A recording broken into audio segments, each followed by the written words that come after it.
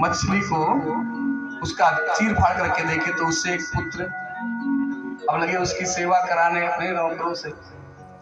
अब शंबरासुर को ये नहीं पता था कि यही बच्चा कल इनका काल बनेगा। काल को ही अपने घर में, कहते ना अपने घर में सांप को दूध पिलाना, तो ही हाल हुआ। फिर जब प्रद्युम्न बड़े होने लगे और रति भी रूप बदल कर एक मोहिनी रूप रख के कामदेव साक्षात प्रद्युम्न की सेवा करना शुरू कर, उनका भरण पोषण करने लगे। नाति दीर्घेण कालेन सकाश्री रूढ़ यौवन। जब प्रद्युम्न थे बड़ी जल्दी ही यौवनावस्था में पहुंच गए, युवावस्था में पहुंच गए। और जब रति को देख रहे हैं जो अपना वेश बदलकर उनकी सेवा कर रही है, तो प्रद्युम्न कह रहे हैं कि मैया तुम सेवा तो हमारी मातृभाव से कर रही हो, लेकिन तुम्हारी दृष्टि प्रेमी की तरह है। क्या बात है? कहती है, क्योंकि वो कहते हैं मातृभावातिक्रम्य वर्तसे कामिनी यथा। तो मातृभाव से मेरी सेवा कर रही हो, लेकिन तुम्हारे जो हाव भाव हो कामनी जैसा। तब रति ने पूरी कहानी सुना दी। भवान नारायण सुतः संवरेणाहितो गृहात् अहं तेऽधिकृता पत्नी रति कामो भवान प्रभु। हे प्रभु, आप सामान्य बालक नहीं हैं, आप तो साक्षात नारायण सुतः, भगवान नारायण सुतः। आप तो नारायण के पुत्र हैं, कन्हैया के पुत्र हैं, द्वारिकाधीश के पुत्र हैं। और संवरेणा हितो गृहात्, शंबरासुर के द्वारा घर से आपका हरण हो गया। और अहम ते अधिकृता पत्नी, मैं आपकी अधिकृत पत्नी हूं, मैं आपकी पत्नी हूं और मेरा नाम रति है। कामो भवान प्रभु, हे प्रभु आप प्रद्युम्न नहीं है, आप तो साक्षात कामदेव है। पूरी कहानी बता दी कि कैसे भगवान शंकर ने आपको शाप दिया था, और फिर ये आपके शाप से मुक्ति का जब मैं मार्ग पूछी तो उन्होंने बताया कि ये कामदेव द्वारिकाधीश के प्रथम पुत्र होकर जब उत्पन्न होंगे तब तुम्हें प्राप्त होंगे। तो इस प्रकार से संबरासुर का भी अंत किया प्रद्युम्न ने। और प्रयोजन बताया रति ने कि आपका प्रयोजन यही है इस धरती में अवतार लेने का, कि आप संबरासुर का वध करके हमारे साथ रमण करें। अब क्या, अब छोटा बालक किसी का हर लिया जाए और कई वर्षों तक बाहर रहे, फिर घर पहुंचे तो माता को कितनी खुशी होती है। मैया की खुशी का पारावार नहीं रहता। मैया तो देखकर अत्यंत प्रसन्न होती है, लेकिन मैया देख रही है कि मेरे लल्ला के साथ लाली भी आ गई, प्रद्युम्न के साथ उनकी पत्नी रति भी गई, तो मैया के हर्ष का पारावार नहीं रहा।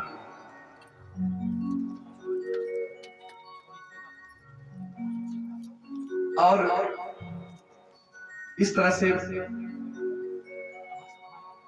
गुरुदेव सुखदेव जी परीक्षित को बता रहे हैं और कह रहे हैं कि हे राजन, प्रभु के एक ही विवाह नहीं हुए थे, उनके तो अनेक विवाह हुए थे। तब क्या परीक्षित को जिज्ञासा हुई कि हे गुरुदेव कितने और विवाह हुए, सारे विवाह को विस्तार पूर्वक बताइए। तो दूसरा विवाह बता रहे हैं कि एक सत्राजीत नामक राजा था और उसके पास एक सम्यंतक मणि थी, और उस मणि की ये विशेषता थी कि वो 8 भार सोना नित्य प्रकट करती। एक दिन जब यह बात सबको पता चली तो जो द्वारिकाधीश के जो लोग थे वो गए सत्राजीत से कहने लगे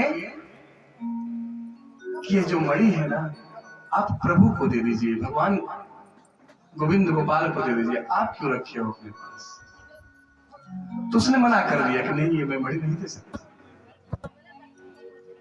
फिर क्या, सत्राजीत का भाई एक प्रसेन था, तो एक दिन उस मणि को धारण करके जंगल में आखेट खेलने चला गया, शिकार करने चला गया। और जब गया तो वहां पर एक शेर उस पर आक्रमण करके उसको मार दिया और मणि को शेर ले लिया। अब उस शेर से उस मणि को जामवंत जी लेकर अपनी पुत्री जामवंती को दे दी। जामवंती उस मणि को धारण, मणि के साथ खेल रही थी। और इधर ये बात जब सत्राजीत आकर अपनी पत्नी को बताए कि ऐसा है, इस मणि को एक बार द्वारिकाधीश के जो अनुचर हैं, जो लोग हैं, वो एक बार हमसे मांगने आए थे, लेकिन मैंने मना कर दिया। और मुझे लगता है जो मणि है वो उन्हीं के लोग चुरा ले गए। और कन्हैया तो जन्म का चोर है ना, माखन चुराता था, चीर हरण करता था, चीर चुराता था। अरे रण छोड़ भी है, इसके अंदर तो सारे अवगुण चुरा लिया होगा, अपने सैनिकों को भेजकर चुरवा लिया होगा। लेकिन सत्राजीत ने कहा कि मैं ये बात केवल तुमसे बता रहा हूं और तुम किसी से न कहना। अब मैया लोगों के पेट में कोई पानी पचे तब तो।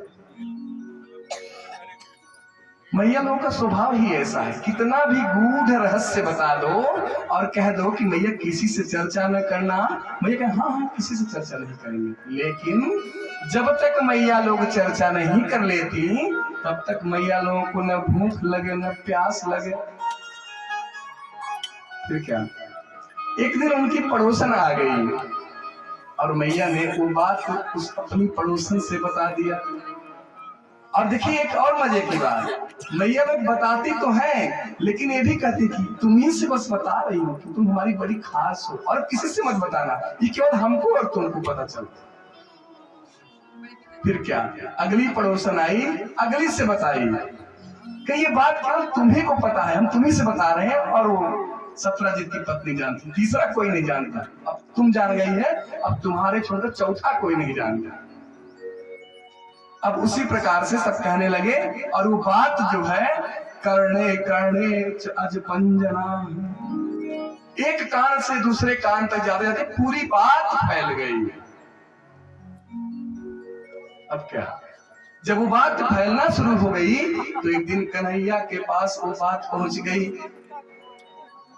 कन्हैया को लगा अब क्या करे, ये तो बड़ा भारी कलंक लग रहा है, अब तो मैं चोरी भी छोड़ चुका हूँ, द्वारिकाधीश बन गया हूं, लेकिन फिर भी लोग मुझे आज भी चोर समझ रहे हैं। और जब तक मैं उस समंतक मणि को वापस नहीं लाऊंगा तब तक ये लांछन मेरे ऊपर लगा ही रहेगा। प्रभु जी चल दिए उस मणि को खोजने। जब गए आगे बढ़े तो उनको जंगल में शेर मरा हुआ दिखाई दिया और शेर के थोड़ी दूर बाद वो सत्राजीत का भाई प्रसेनजीत भी दिख गया।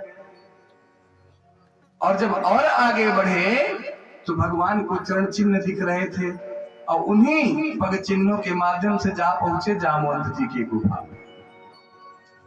अब जामवंत जी की गुफा में भगवान घुस गए। जैसे ही घुसे तो वहां पर देखते हैं कि जामवंत जी की पुत्री जामवंती उसी मणि से खेल रही है। अब क्या, कन्हैया को लगा चोरी यहां हुई है और आक्षेप हमारे ऊपर लग रहा है। कहने लगे कहां से आपको मणि मिली? जैसे ही वो कहे तो जामवंत जी आए, कौन आ गया यहाँ पर?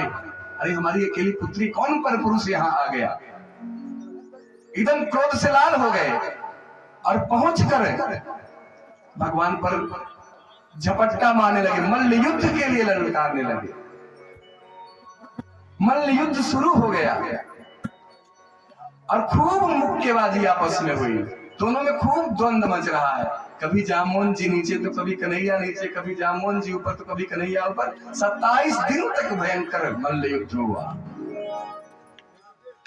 जब 27 दिन तक यह युद्ध चलता रहा तो 28वें दिन युद्ध प्रारंभ हुआ और भगवान जामवंत जी को पटक कर उनके सीने पर चढ़ गए। और जैसे ही एक मुक्का मारा, जामवंत जी देखते हैं उनके बल का, उनको आभास हो गया कि तो साक्षात नारायण है, वही इतना तेज से जामवंत को मुक्का मार सकते हैं। जामवंत जी प्रणाम करने लगे, मैं पहचान गया आप ही हमारे श्री राम हो, आप ही हमारे प्रभु। प्रणाम करने लगे जामवंत जी। 28वें दिन फिर कहने लगे कन्हैया कि हमारे ऊपर जो लांछन लगा है ये मणि है, आप ये मणि हमको दे दीजिए। तो जामवंत जी कहने लगे महाराज अभी जब मणि हमारी होगी तब तो हम देंगे, ये तो हमने अपनी पुत्री को दे दिया है और पिता कभी भी पुत्री का धन नहीं ले सकता, और आप हमसे मांग रहे हैं। अब एक ही शर्त पर आपको ये मणि मिल सकती है। तो कन्हैया समझ गए वो शर्त क्या है। कहे भैया बता दो आपकी शर्त क्या है। करें अब एक ही शर्त, अब एक ही रास्ता है कि हम कन्यादान आपका जामवंती के साथ कर दें और ये मणि आप दहेज में लेकर चले जाएं। फिर क्या कन्हैया ने कहा ठीक है भैया एवं मस्त, मुझे तो मणि चाहिए। अब इस मणि के चक्कर में जितना विवाह होना हो जाए, लेकिन हमारे ऊपर से लांछन तो धुल जाए। फिर कन्हैया ने जामवंती से विवाह करके उस मणि को लेकर आए। और